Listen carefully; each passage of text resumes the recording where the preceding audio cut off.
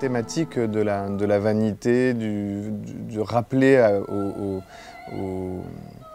aux humains la vacuité de leur existence, c'était quelque chose qui a été très forte dans tout le XVIIe siècle, les œuvres du XVIIe siècle italien, qui parlent de la vanité de la vie,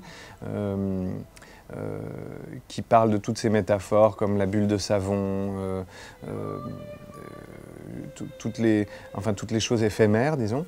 mais en même temps qui sont rythmées, toutes ces pièces musicales sont rythmées par des textes qu'on a réunis avec Benjamin Lazare, qui sont donc dits par Benjamin, et qui, eux, permettent de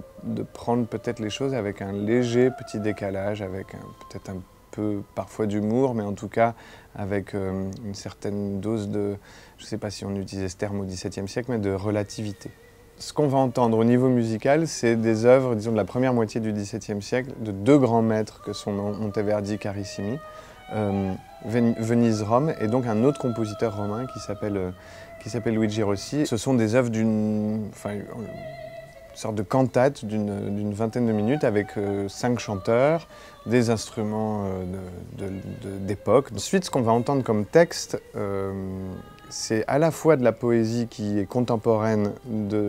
justement de cette pensée, disons, liée à la réforme, pour simplifier, donc du début du XVIIe siècle, mais aussi des textes modernes, du XXe siècle, puisqu'il y a notamment il y a deux quenauds,